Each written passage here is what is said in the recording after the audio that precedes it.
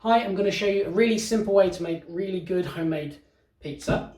Pizza begins with the dough and that begins with the flour. So the flour that I use is Caputo type 00 flour. I'm going to use that. If you can't find that in the supermarket, you can use a strong white bread flour and that will do a really good job as well. So this dough only has 3 ingredients. Flour. So this dough has just 4 ingredients: flour, water, yeast, and salt, and that's it. So we're going to start with 500 grams of flour that I've measured out, and then we're going to put 1 packet of dried instant yeast. This is 7 grams. Stir that in a bit, just to mix it, and then 300 milliliters of lukewarm water. It's helpful if it's a little bit warm because that gets the yeast going. You don't want it to be freezing cold because that means that the yeast is going to be slower to activate, but you don't want it too hot. You don't want to kill the yeast. Just some lukewarm water from the tap will be fine. 300 milliliters, it's equivalent to 300 grams. Because in this recipe is 60% hydration, which is quite a wet mixture. But because we're going to be cooking it in the pizza oven, we need lots of moisture in there to begin with. Then we're going to measure out 10 grams of salt. And then we're going to mix it all together. So you want to keep mixing it until all the flour has come together, like that. Then we're going to lightly flour the surface, and we're going to tip it out.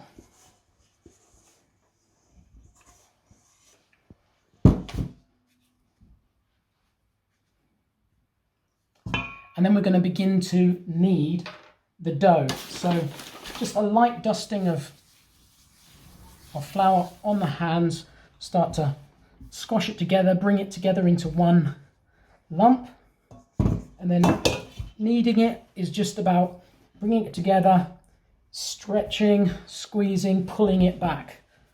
A bit like this. Might be quite tricky to begin with, but as you go, it will begin to come together and be easier to knead. Don't worry about it being sticky.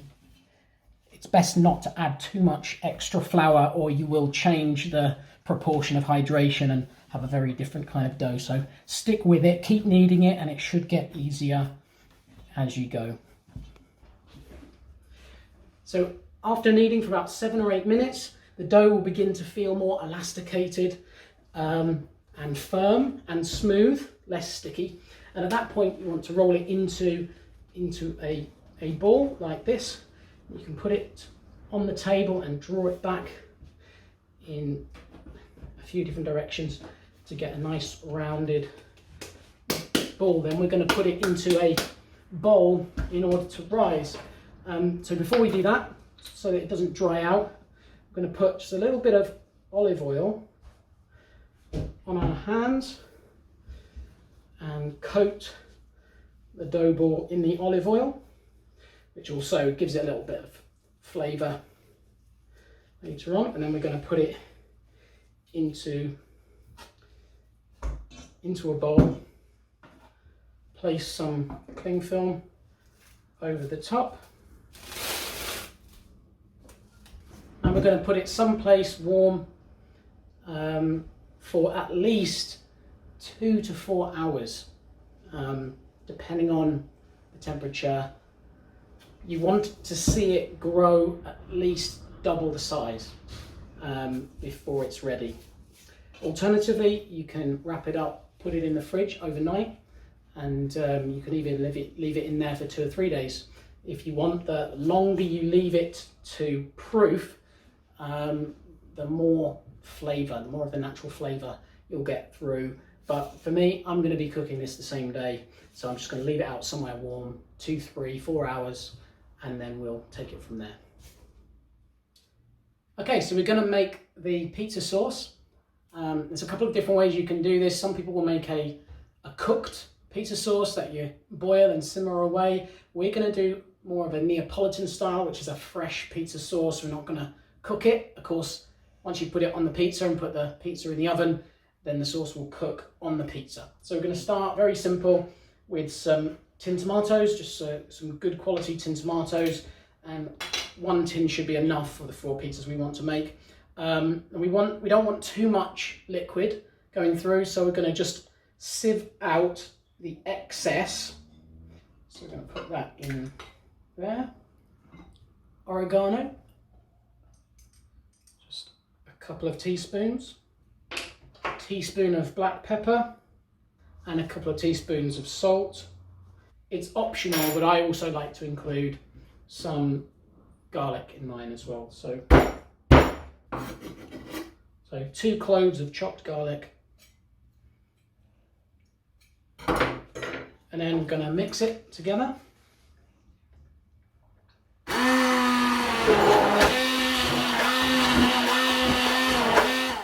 You don't want to mix it too much, you still want it to have some texture to it. And that is your sauce, ready to go. Except that I forgot to add 2 teaspoons of sugar and a glug of olive oil to finish it off. I added it later and the sauce was fine. Okay, so we're about 3 hours on, and I can see that my dough has risen to about twice its size, and you can just feel that there is air in the dough. So we're about an hour away from actually cooking the pizzas, and we're going to divide up the dough into 4 dough balls, and each one is going to weigh around 200 grams to 220 grams. Push them into dough balls, nice and round. And then we're going to put them back in the container to rise for about an hour before we actually cook them. There we go, so putting flour on top so they don't stick together, and then cover them and leave them to rise for a second time for about an hour before we cook. Okay, so while the pizza oven is heating up, we are going to turn these dough balls into pizzas that we're then going to launch into the pizza oven. So as you can see here, they've blown up to twice their size in the last hour. And we're going to use plenty of flour, and we're going to stretch these out nice and thin. And that's the secret. You're using a really high heat in the oven, but that means you need a thin dough so it will cook nice and quickly. So what we're going to do, we're going to first of all push the dough down. Push all the air out to the crusts. I'm going to start with the outside of the hand to push out and stretch the pizza out. This is why you need a lot of flour. Then you can stretch it this way using gravity.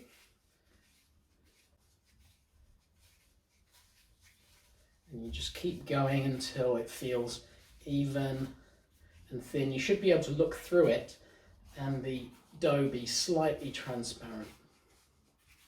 Okay, so that's about the right size and thickness for our pizza. So now we're going to build up the pizza on top of the pizza peel, because we're going to be using this wooden peel to launch the pizza into the pizza oven. So first we want just a little bit of flour on the peel so that the pizza will slide gently off,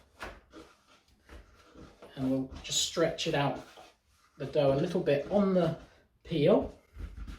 And we'll start off with our sauce, and what you want is don't put too much on. You put too much on and it will struggle to cook. Spread it out to the edges. You want to try and get the sauce away from the middle. So now we're going to grate some Parmigiano cheese onto the pizza sauce, and then some grated mozzarella. So we're avoiding the middle, and then I'm going to put some slices of chorizo on top of there, and finish that off with some fresh basil, just a few pieces, and then that is ready to go into the pizza oven. Now at this stage, if you don't have a pizza oven, you can put it into a normal kitchen oven. Just make sure you've put it on its absolute hottest setting, then you can put it on a baking tray and cook it in there. But I'm going to be cooking this in the pizza oven.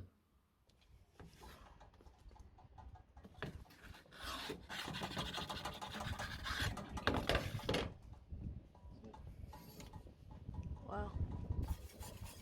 The pizza itself cooking.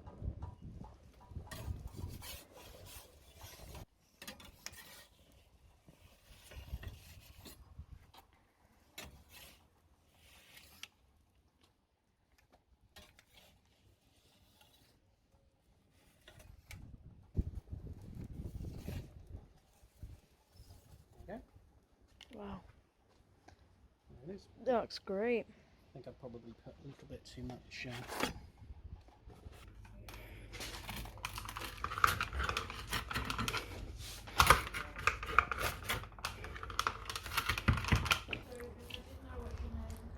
Mmm.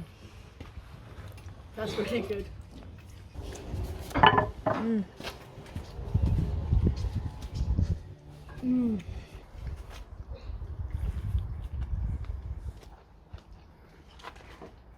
Good? It's all right now. Yeah. Now we're going to be loading this pizza on top of a, I forgot what this is called. What's this called? A tray? It's not a tray. It's a pizza. What is it?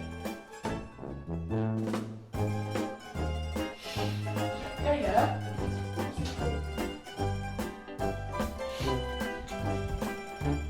Dawn, what's the name of the thing I used to